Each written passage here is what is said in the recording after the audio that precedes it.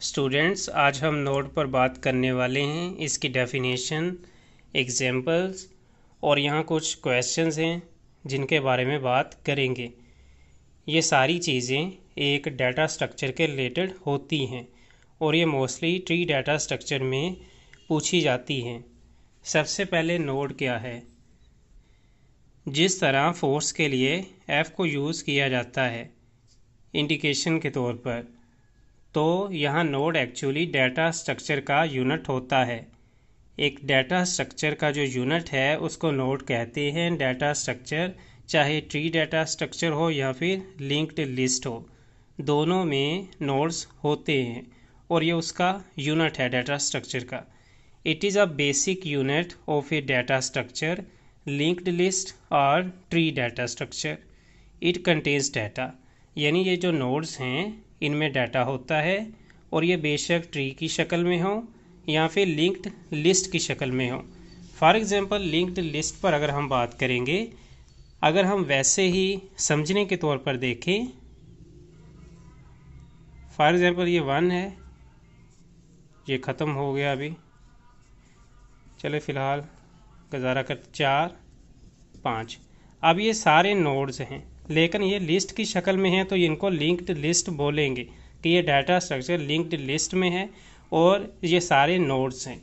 अभी यहाँ पे आप देखें ये हमारा है ट्री स्ट्रक्चर, ठीक है, और ट्री की शक्ल में आप देखें ये बना हुआ है। सबसे ऊपर वाले को रूट नोड कहते हैं जिसको पेरेंट नोड भी कहते हैं। नीचे इसके चाइल्ड होते हैं और ये सिबलिंग्स होते हैं जो एक ही ये इसका पेरेंट है और ये दोनों इसके सिबलिंग हैं, जिस तरह बहन भाई होते हैं। फ़िलहाल ये सारे नोड्स हैं। 2 भी नोड है, 5 भी नोड है, 9 भी नोड है, 4 भी नोड है, 11 भी, 6 भी, 7 भी, 2 भी, 5 भी। तो यहाँ हम इसको बाइनरी ये जो हमने लिखा है, तो यहाँ पे आप देखें ये भी नोड, ये भी, लेकिन ये पेरेंट नोड है। सबसे ऊपर वाले को पेरेंट नोड कहते हैं, नीचे उसके चाइल्ड होते हैं।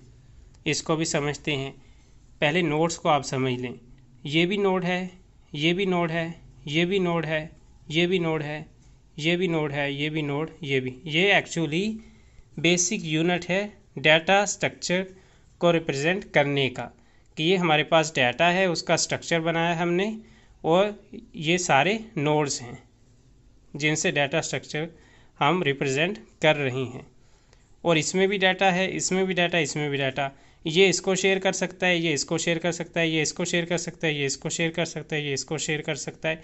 एक दूसरे को डाटा शेयर कर भी सकते हैं, रिसीव भी कर सकते हैं। अब आते हैं क्वेश्चन। लीफ नोड क्या होता है? जिसका कोई भी चाइल्ड नहीं होता। रूट नोड क्या होता है? सबसे हाईएस्ट जो होता है उसको रूट नोड बोलेंगे। हाईएस्ट अगर 6 है तो ये रूट नोड होगा, ठीक है। ये हमारी पहली लाइन। ये फॉर एग्जांपल 5 अगर इधर था तो ये दूसरी, और ये ऊपर जाती है, ये सबसे ऊपर तीसरी, ठीक है। सिबलिंग नोड जो इकट्ठे एक ही पेरेंट से निकलते हैं। 7 से 6 और 2 निकले तो ये दोनों सिबलिंग हुए। इसी तरह और तो कोई नहीं निकल रहा तो ये दोनों 2 और 6 सिबलिंग है 7 के पेरेंट नोड के। इंटरनल नोड होता है, लेकिन जो इंटरनल नोड होता है इसका एक चाइल्ड होता है कम से कम। जिस तरह 6 का चाइल्ड 11 है, 2 का चाइल्ड 5 है, तो ठीक है। इसी तरह हाइट होती है, जिस तरह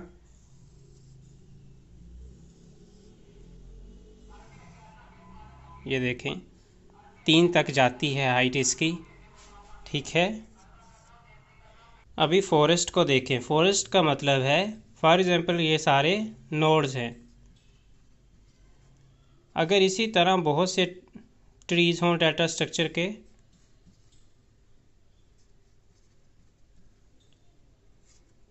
जब बहुत सारे ट्रीज डाटा स्ट्रक्चर के मिल जाते हैं,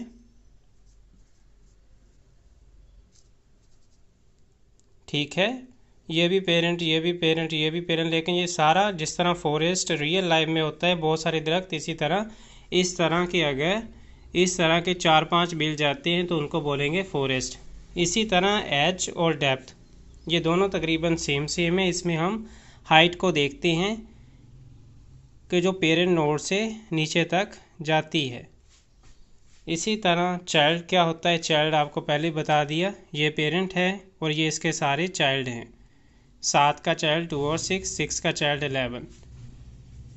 इसी तरह डिग्री के कितने नोड्स हैं, जिस तरह 1 2 3, इस तरह 4 5 6 7 8, इस तरह आप नोड्स को गिनते हैं। नीड्स यानी कि पेरेंट नोड की डिग्री कितनी है तो वो आप लिखते हैं। तो सिंपलेस्ट, अगर यहाँ पे आप कुछ चीज़ें आप अच्छी तरह समझ गए होंगे और कुछ चीज़ें ज़्यादा नहीं समझे होंगे, लेकिन यहाँ पे बेसिक चीज़ थी नोड के बारे में समझना, उसी पे फोकस किया है कि नोड एक्चुअली अपने अंदर डाटा रखता है और ये नोड एक दूसरे से कनेक्ट होते हैं, डाटा स्ट्रक्चर को रिप्रेजेंट करते हैं, चाहे वो ट्री में हो या लिस्ट में हो।